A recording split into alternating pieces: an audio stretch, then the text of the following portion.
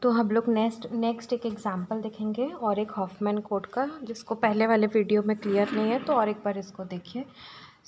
यहाँ पे मैंने डेटा लिया है, सेम वही लास्ट टाइम जो मैंने एग्जांपल में डेटा लिया था आपको एक्सप्लेन करने के लिए। तो यहाँ पे जो डेटा है 20 सिम्बॉल्स है इसमें।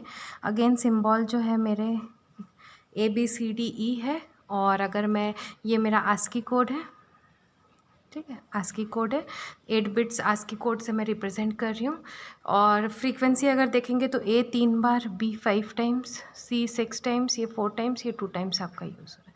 और इस मैसेज का टोटल साइज़ अगर बिना कंप्रेशन अगर हम देखेंगे तो देखो 20 बिट्स है, सबका साइज़ 8 है, तो 20 इंटू 8 कितना हो जाएगा आपका 160 बिट्स हो जाएगा। ओके, ठीक, तो ये आपका विदाउट कंप्रेशन। ठीक है, अब इसमें अगर मैं हाफमैन नहीं यूज़ करती हूँ, मैं बोलती हूँ मैं सिर्फ इसको क्या करूँगी, ये भी मैंने आपको दिखा चुकी हूँ पहले वाले वीडियो में कि मैं एक टेबल बनाऊँगी। इस टेबल में मैं कोड कर रही हूँ। कोड कैसे कर रही हूँ कि ये 8 बिट की जगह इसको कितना बिट ले रही हूँ, 3 बिट। 3 बिट लेने का कारण ये है क्योंकि इसमें जो 5वां वाला ई है, ये इसको 3 बिट चाहिए रिप्रेजेंटेशन के लिए, इसलिए पहले वाले को भी मैं कितना बिट ले रही हूँ, 3 बिट ले रही हूँ। ठीक है, तो सारे जो मेरे कोड्स हैं वो सेम साइज़ के। ओके, तो ये A है, ये B है, ये C है, ये D है, और ये आपका E, और ये मैंने कोडिंग कर दी है। अगर ये मेथड यूज़ करती हूँ तो इसमें देखो ये टेबल का साइज़, क्योंकि ये टेबल भी तो दूसरे वाले को भेजना पड़ेगा कि, या जहाँ भी स्टोर करे रहोगे यहाँ पे ये टेबल रहेगा, जिससे तुमको पता चलेगा कि ये 3 बिट जो है ये आपका 0 ना होकर क्या है, आपका A है, ये B है, ये C है, ये D और ये E है। तो ये जो टेबल का साइज़ है तो देखो यहाँ पे 8 इंटू 5, तो ये कितने 40 बिट्स, और ये 3 इंटू 5, 3 बिट है, 5 बार है, 3 इंटू 5 ये 15 बिट्स। तो टोटल टेबल का साइज़ कितना हो गया, 55 बिट्स।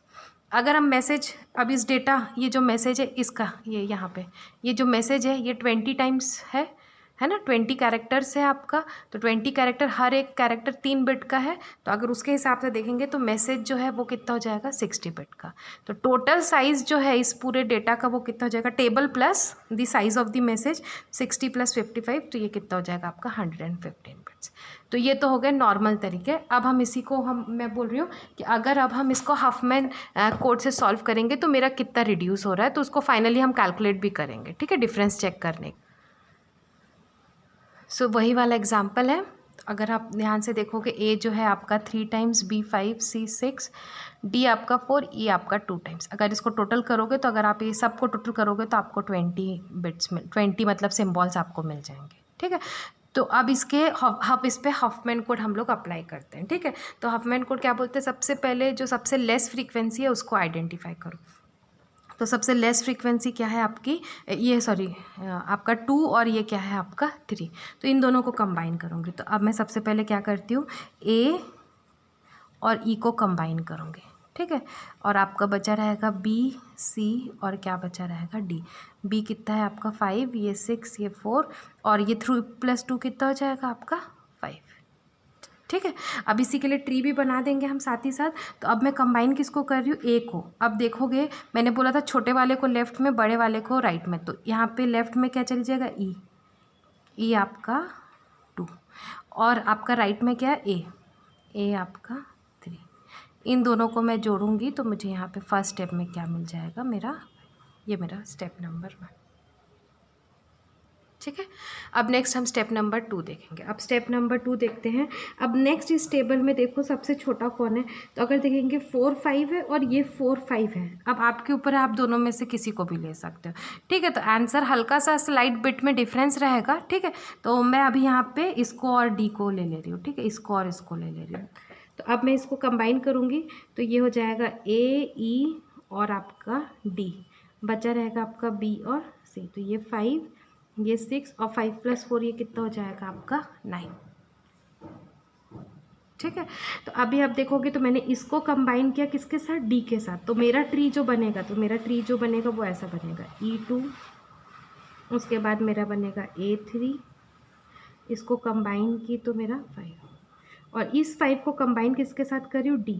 तो यहाँ पे D का, अब देखो ये 5 है और D 4 है, तो D इस तरफ आएगा, D4 छोटा वाला लेफ्ट तरफ, और इसको कंबाइन करूँगी तो अब मुझे यहाँ पे क्या मिल जाएगा, मेरा 9।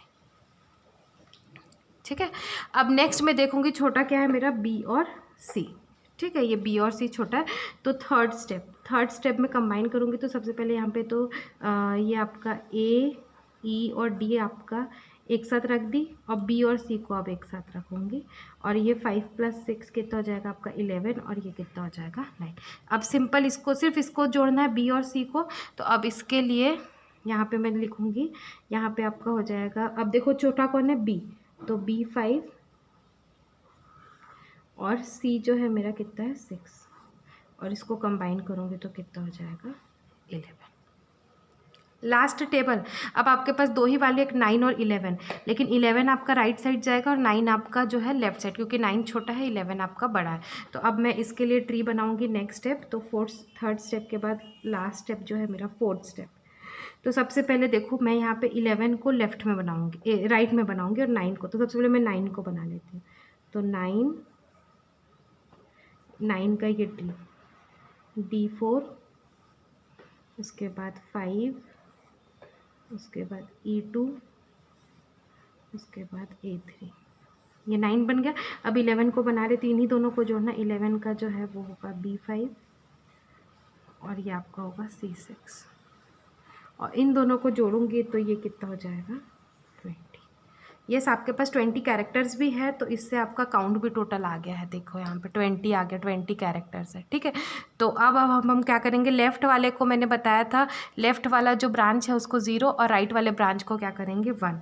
तो लेफ़्ट वाला ब्रांच 0, राइट ब्रांच 1, ये 0 ये 1, ये 0 ये 1, ये 0 और ये 1। तो अब इसका कोड निकालेंगे। तो अब इसका कोड मैं निकालती हूँ। अब देखो यहाँ ध्यान से देखो, ठीक है। तो ABCD और E, ठीक है। अगर हम फ्रीक्वेंसी निकालेंगे, ठीक है, फ्रीक्वेंसी ए देखो कितनी बार है, ए जो है आपका 3 टाइम्स है।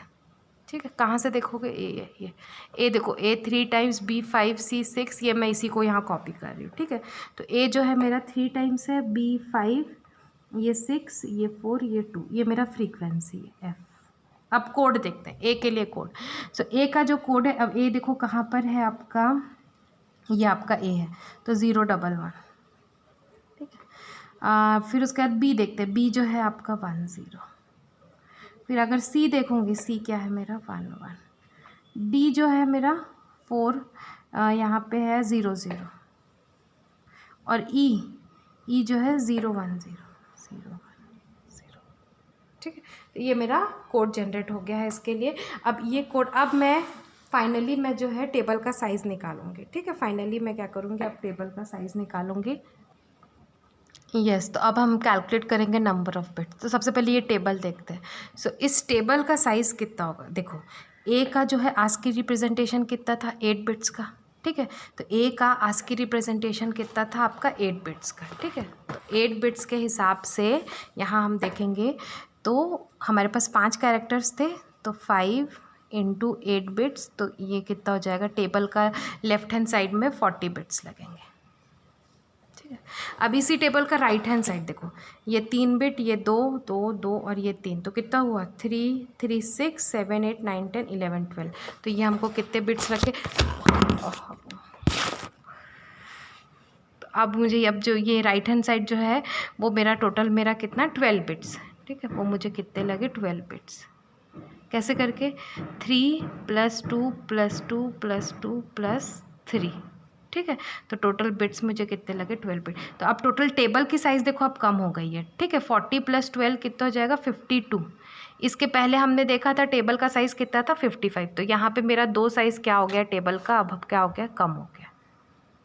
अब मैसेज का साइज़ देखते हैं। तो मैसेज का साइज़ देखते हैं, तो अब देखो यहाँ से अब हम देखेंगे मैसेज का साइज़। ठीक है, तो ए देखो 3 बार है और कितने बिट्स है इसके लिए 3 बिट्स है, तो टोटल कितना ए को लगेगा 9 बिट्स। ठीक है, तो यहाँ पे अब हम लिखेंगे ए मैसेज का साइज़ अब हम निकाल रहे हैं। ठीक है, तो सबसे पहले मैं ABCDE, ए का फ्रीक्वेंसी है 3, इसका 5, ये 6, ये 4 और 2। ठीक है, तो अब यहाँ अगर मैं देखूँगी तो ये मेरा क्या हो जाएगा, ये मेरा फ्रीक्वेंसी है। अब नंबर ऑफ कोड कितने बिट का है, ए जो है 3 बिट का है, ये 2 2 2 और ये 3 बिट का।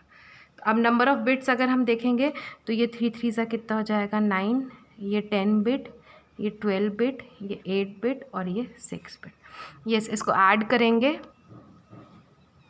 सो अब इसको ऐड करेंगे हम लोग, ठीक है। सो ये हो जाएगा 10 22 प्लस 9 31 8 39 और ये हो जाएगा 45, ठीक है। तो टोटल अब मैसेज का साइज़ कितना हो गया 52 प्लस 45, ठीक है। 52 ये 52 टेबल का साइज़, ये मैसेज का साइज़, ठीक है। तो ये हो जाएगा आपका 7 और ये 97, ठीक है। तो फाइनल कंपेयर करते हैं। तो सबसे पहले बिना कंप्रेशन में मुझे कितना बिट्स लग रहा था 160 बिट्स। फिर मैंने फिक्स्ड कोड्स लिए 3 बिट का सबके लिए असाइन किया, तो उस केस में मुझे कितना लग रहा था 115 बिट्स। और जब मैंने हाफमैन कोड किया यूज़ किया तो और मुझे कम हो गया, अब मुझे टोटल कितना लगा 97 बिट्स, ठीक है। तो इस तरीके से हाफमैन कोड जो है वो क्या करता है, डेटा कंप्रेशन के लिए हम यूज़ करते हैं। और आपका साथ ही साथ वो क्या करता है, कोड्स भी आइडेंटिफाई करता है। कोड्स बोलता है वेरिएबल रखो बेस्ड ऑन दी फ्रीक्वेंसी, जो ज़्यादा बार यूज़ होता है तो उसका कोड का जो साइज़ है वो बिट्स जो है वो कम रखेंगे, और जो कम बार यूज़ होता है उसका जो कोड का साइज़ है वो क्या रखेंगे, हम ग्रेटर रखेंगे, ठीक है। तो इस तरीके से आपका हाफमैन कोड वर्क करता है, ओके।